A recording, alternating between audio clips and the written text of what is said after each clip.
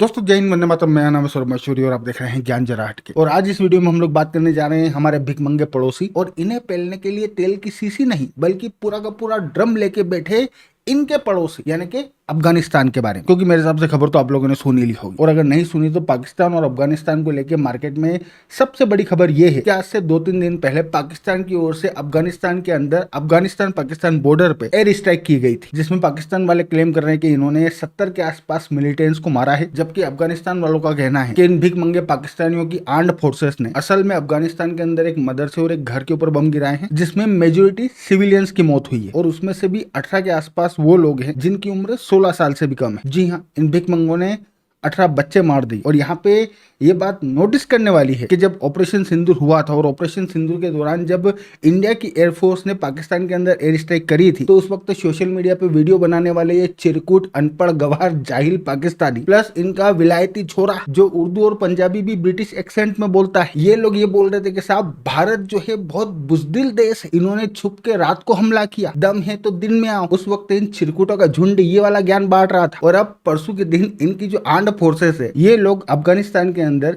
वो अफगानिस्तान जिसके पास air defence के नाम पे कुछ भी नहीं है, वहां पे सबसे पहली बात तो रात को 12 बजे ये लोग एयर स्ट्राइक करने गए, प्लस रमजान के महीने में एयर स्ट्राइक करने गए। जी हाँ, पूरी दुनिया के मुसलमानों से इस्लाम के नाम पे भीख मांग के खाने वाले इन भीख मंगों की आर्म्ड फोर्सेस अफगानिस्तान के अंदर रात में मुस्लिमों के लिए रमजान का महीना जो कि सबसे पवित्र महीना होता है, उस रमजान के महीने में घरों के ऊपर बमबारी करके 18 बच्चे मार के आई। और इनके इस कदम को, इनके इस एक्शन को इनकी आर्मी इनके देश में रहने वाली चिरकुट आबादी के सामने मर्दानगी के तौर पर बेच रही है। और इनका बेचना जायज भी है, क्योंकि यही इनकी मर्दानगी है। औरतें और बच्चों को मारते मारते इन लोगों को 70 साल हो गए। बांग्लादेश में क्या किया, जब बांग्लादेश में मुक्ति वाहिनी के सोल्जर्स और इंडियन आर्मी के सोल्जर्स इनको जूते मारने आए तो ये लोग पेंट उतार के खड़े हो गए थे। लेकिन उससे पहले ये लोग क्या कर रहे थे, 5 से 7 लाख औरतों को इन लोगों ने मारा और उनका रेप किया। बलूचिस्तान में औरतों को मार रहे हैं, उनका रेप कर रहे हैं। सिंध में क्या कर रहे हैं, सिंध में औरतों और बच्चों को मार रहे हैं, उनका रेप कर रहे हैं। मतलब रेप के मामले में ये भिखमंगे इस लेवल के हफ्सी हैं कि ये फीमेल डॉल्फिन और फीमेल डॉल्फिन के बच्चों तक को नहीं छोड़ रहे। पूरी दुनिया में डॉल्फिन का अगर कहीं पे सबसे ज्यादा रेप होता है तो वो पाकिस्तान में होता है। मतलब साला, मेरे को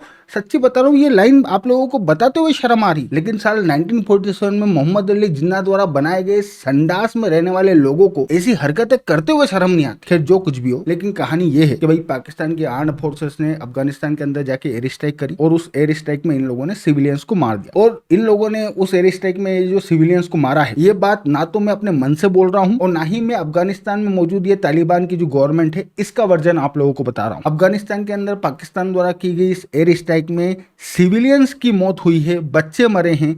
ये बात एक तो अफगानिस्तान के अंदर जो रेड क्रॉस काम करती है उसने बोली है, और अभी ये मैंने वीडियो बनाने के लिए कैमरे का रिकॉर्ड बटन दबाया, उसके 10 मिनट पहले यूनाइटेड नेशन का ये स्टेटमेंट निकल के आया है, जिसमें यूनाइटेड नेशन वाले ये बात बोल रहे हैं कि क्रेडिबल सोर्सेस ये बात साफ साफ क्लियर करते हैं कि पाकिस्तान की इस आर्म्ड फोर्सेस ने जो सड़क छाप हरकत करी है इसमें मेजोरिटी सिविलियंस मरे। खैर जो कुछ भी हो, लेकिन क्योंकि अब अफगानिस्तान के अंदर सिविलियंस मरे हैं, इस वजह से अफगानिस्तान की ये जो तालिबान गवर्नमेंट है, अफगानिस्तान की इस तालिबान गवर्नमेंट ने पाकिस्तानियों को साफ साफ धमकी देते हुए ये बात बोल दी है कि भैया नहा धो के तैयार हो जाओ, पिछवाड़ा बिल्कुल अच्छे से धोना, तेल की शीशी नहीं बल्कि पूरा का पूरा ड्रम लेके हम लोग आ रहे हैं और तुम लोगों को तुम्हारी सड़क छाप हरकत के लिए जरूर पेला जाएगा और जबरदस्त तरीके से पेला जाएगा। जी हाँ, अफगानिस्तान गवर्नमेंट की जो स्पोक्स पर्सन है प्लस तालिबान के जो लीडर्स है, इन्होंने साफ साफ बोला है कि भाई सिर्फ गवर्नमेंट के आदेश का इंतजार है और एक बार अगर हम लोगों को ऑर्डर मिल जाता है तो पाकिस्तानियों की हम लोग लंका लगा के रख देंगे। और वाकई में ये लोग लगा के रख देंगे, इनफेक्ट लंका लगाना शुरू भी कर दिया है। क्योंकि अब ये कोई वेरीफाइड सोर्स से खबर तो नहीं है, लेकिन पिछले 5-6 घंटे से सोशल मीडिया पे कुछ वीडियो सर्कुलेट हो रहे हैं जिनको पोस्ट करते हुए ये क्लेम किया जा रहा है कि ये वीडियो असल में अफगानिस्तान और पाकिस्तान की जो बॉर्डर है यानी कि जो डूरेन लाइन है वहां के हैं, जहां पाकिस्तान और अफगानिस्तान की फोर्सेस के बीच में गोलाबारी शुरू हो गई है और यहाँ से चीजें एस्केलेट भी हो सकती है। बट अगर ऑनेस्टली बोलूं तो अफगानिस्तान के अंदर जो ये तालिबान वाले बैठे हैं प्लस ये जो तहरीक तालिबान पाकिस्तान है, इनका नेटवर्क पाकिस्तान के अंदर बहुत तगड़ा है। भले अफगानिस्तान के पास एयर डिफेंस सिस्टम ना हो और एयर डिफेंस सिस्टम ना होने की वजह से पाकिस्तान की फोर्सेस अफगानिस्तान के अंदर जाके बमबारी करके आ जाए, लेकिन जमीन पे ये अफगानिस्तानियों का कुछ भी नहीं बिगाड़ सकते। तालिबान वाले और ये जो टीटीपी वाले हैं, जमीन पे इनके पास अपर हैंड है और ये लोग पाकिस्तान की इस आर्म्ड फोर्सेस को बहुत अच्छे से और बहुत तबीयत से पेलेंगे। प्लस अगर पाकिस्तान वाले सोच रहे हैं कि ये लोग अफगानिस्तान के अंदर बमबारी करके इन लोगों के जो टारगेट अचीव ये लोग करना चाह रहे हैं वो टारगेट्स अचीव कर लेंगे, तो सच्ची बता रहा हूँ पाकिस्तान वाले बहुत बड़ी गलत फहमी में जी रहे हैं। क्योंकि पाकिस्तान वालों ने पिछले 70 साल में जितने बम खरीदे नहीं होंगे उससे 100 गुना ज्यादा बम अमेरिका वाले और सोवियत यूनियन वाले अफगानिस्तान के अंदर जाके गिरा के आ चुके हैं, लेकिन फिर भी ये लोग वो अचीव नहीं कर पाए जो इन लोगों को अचीव करना था। सो अगर पाकिस्तान वाले सोच रहे हैं कि छुटपुट बम गिरा के अपने टारगेट अचीव कर लेंगे तो ऐसा कभी भी नहीं होने वाला। इनफैक्ट जब भी पाकिस्तान की ओर से इस तरीके की कार्रवाई होगी ये हमेशा बैकफायर करेगा और उल्टा पाकिस्तान के अंदर हम लोगों को हमले बढ़ते हुए नजर आएंगे ना। अब यहाँ पे ये सवाल खड़ा होता है कि भाई ये हुआ क्यों, मतलब पाकिस्तान और अफगानिस्तान के बीच में जो कलेश चल रहा है इस कलेश की बुनियाद क्या है। तो देखो भैया ऐसा है कि कारण तो बहुत सारे हैं। ड्यूरेन लाइन पकड़ लो, पाकिस्तान के इंटरनल इशू पकड़ लो, अफगानिस्तान पाकिस्तान गवर्नमेंट के बीच में मनमुटाव पकड़ लो, जियो पॉलिटिकल फैक्टर्स पकड़ लो, टीटीपी वाले पकड़ लो, लेकिन जो कोर रीजन है पाकिस्तानियों की उम्मीदों की मैया। देखो भैया क्या है कि जब अमेरिका वाले अफगानिस्तान के अंदर घुसे थे तो उस वक्त अफगानिस्तान में बैठे हुए जो तालिबान वाले हैं जिन्हें पाकिस्तानियों ने ही सोवियत यूनियन और अफगानिस्तान के बीच में जब वॉर हो रही थी तब खड़ा किया था। सो जब अमेरिका और तालिबान के बीच में अफगानिस्तान के अंदर वॉर शुरू हुई और जब अमेरिका ने वहां पे बमबारी करना शुरू किया तो उस वक्त ये जो तालिबान वाले हैं इन तालिबान वालों को पाकिस्तानियों ने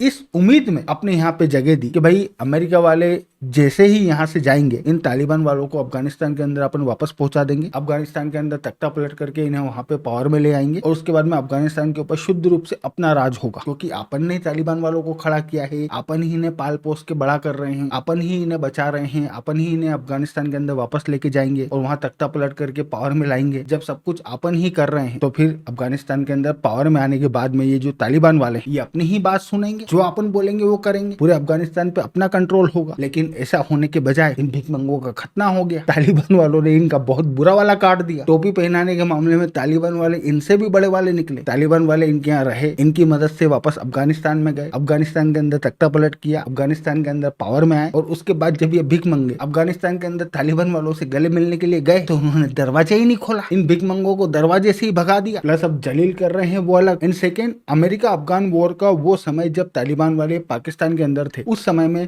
अब देखो क्या है, पाकिस्तान में फ्री बैठे थे बेचारे, तो फ्री बैठे बैठे इन्होंने बच्चा पैदा कर लिया। तालिबान वालों के घर पे टीटीपी नाम की एक औलाद पैदा हो गई, तहरीक तालिबान पाकिस्तान। और क्योंकि ये औलाद पाकिस्तान में पैदा हुई इस वजह से ये पाकिस्तान वालों से प्रॉपर्टी में हिस्सा मांग रही। तहरीक तालिबान पाकिस्तान वाले बोल रहे हैं कि भाई यह पाकिस्तान हमको दो, हमारे हिसाब से चलाएंगे। तो ये अलग इन भिखमंगों के गले पड़ गया। और इन सबके ऊपर अफगानिस्तान की जो तालिबान गवर्नमेंट है वो इन भिखमंगों को छोड़ के पूरी दुनिया से एंगेजमेंट कर रही है, इंक्लूडिंग भारत। तो ये भी इन भिखमंगों को अखर रहा है। और ऑनेस्टली बोलूं तो तालिबान वालों का ये जो कदम है इन भिखमंगों को छोड़ के पूरी दुनिया से एंगेजमेंट करना, ये बिल्कुल सही कदम है। भाई तालिबान वालों को अफगानिस्तान के अंदर वॉर लड़ते लड़ते 40 साल हो गए। पहले सोवियत यूनियन वालों से लड़े, फिर अमेरिका वालों से लड़े। अब 40 साल लड़ने के बाद में ये लोग अपने लोगों को अफगानिस्तान के अंदर बेहतर फ्यूचर देने के बारे में सोचेंगे कि नहीं सोचेंगे। और अगर इन लोगों को अफगानिस्तान के अंदर अपने लोगों को बेहतर फ्यूचर देना है तो ऑब्वियसली बात है भारत और दुनिया के जो दूसरे देश है उनके साथ में डील करना पड़ेगी, उनके साथ में एंगेजमेंट करना पड़ेगा, इकोनॉमिक रिलेशन बिल्डअप करना पड़ेंगे। इन बिग मंगों के साथ रह के क्या मिलने वाला है? जिस देश का चीफ बेगिंग ऑफिसर खुद स्टेज पे खड़े होकर पूरी बेशर्मी के साथ में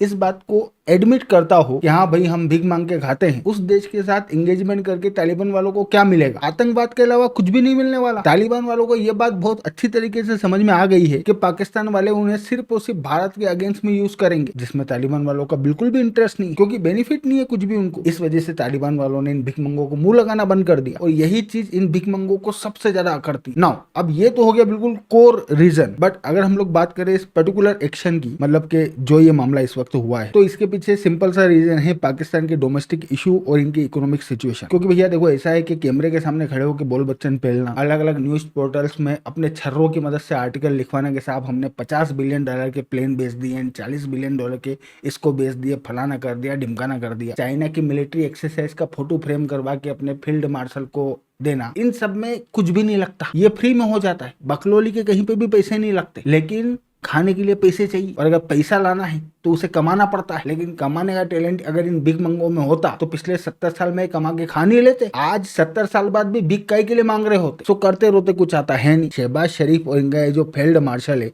ये चाहे कितने भी बोल बच्चन पहल लें, लेकिन इकोनॉमिक सिचुएशन अभी भी खराब है। प्लस पॉलिटिकल सिचुएशन जो है उसमें भी स्थिति कोई अच्छी है नहीं। इमरान खान जो कि इनका सबसे बड़ा राइवल है, प्लस जिसके पास पाकिस्तान के अंदर जमीन पे आज भी अथाह सपोर्ट है, उसको इन लोगों ने जेल में डाल रखा है, एक आंख से अंधा कर दिया बेचारे को। इनफैक्ट वर्ल्ड कप जीतने वाले जितने भी इंटरनेशनल कैप्टन्स हैं, उन सबको मिलकर पाकिस्तान की गवर्नमेंट को चिट्ठी लिखना पड़ी कि भिख मंगो थोड़ी तो शर्म रखो, कम से कम उस बेचारे को इलाज तो दे दो। सो आज की तारीख में पाकिस्तान के अंदर ये इमरान खान को पूरी तरीके से खत्म करने की तैयारी कर रहे हैं ताकि इन फ्यूचर इन लोगों को कोई दिक्कत ना हो, क्योंकि इकोनॉमिक सिचुएशन तो सुधर नहीं रही। तो ऐसे में अगर इनके अपोजिट में कोई ऐसा लीडर खड़ा हो जाएगा जिसके पास जनता के बीच में सपोर्ट हो, तो इनके लिए मुसीबत खड़ी हो जानी। तो उसको ये लोग निपटा रहे हैं। अब जब ये सब कुछ आपको अपने देश के अंदर करना है, तो ये सब करने के लिए आपको अपने देश के लोगों का ध्यान तो डाइवर्ट करना पड़ेगा ना। इस वजह से ये लोग अफगानिस्तान पाकिस्तान की जो बॉर्डर है वहां पे टेंशन क्रिएट कर रहे हैं। भारत और ईरान के साथ में कर नहीं सकते, चाइना इनका बाप लगता है, तो बचा अफगानिस्तान। सो वहां पे टेंशन खड़ी कर रहे हैं। प्लस ये वीडियोस पब्लिश करने से पहले हम लोग जो लाइव स्ट्रीमिंग कर रहे थे,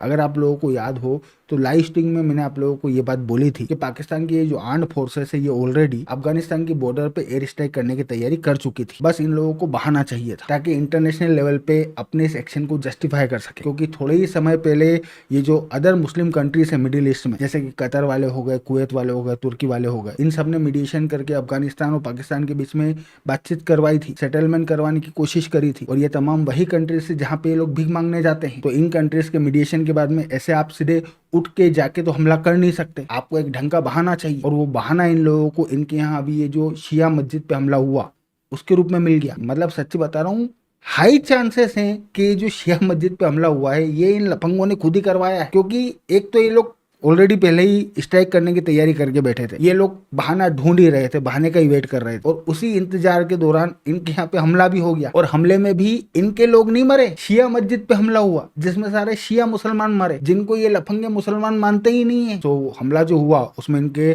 लोग भी नहीं मरे और इनको बहाना भी मिल गया। और जब बहाना मिल गया तो उसके बाद में इन लोगों ने स्ट्राइक कर दी, जिसके जवाब में हम लोगों को अफगानिस्तान की ओर से कार्रवाई देखने को मिलेगी, जिसकी वजह से पाकिस्तान के अंदर पाकिस्तान की ये जो अनपढ़ गवार जाहिल आबादी है इसका ध्यान सब जगह से हटके अफगानिस्तान वाले इशू पे आ जाएगा, जिसकी आड़ में जो करना है वो कर देंगे ये लोग। सो हाल फिलहाल में तो यही कहानी। अब आगे क्या होगा ऑब्वियसली बात है, ये तो आने वाला वक्त बताएगा। बाकी तब तक के लिए मैं हूं आपका दोस्त सौरभ और आप देख रहे थे ज्ञान जराट के। Thank you for watching, I really appreciate your time.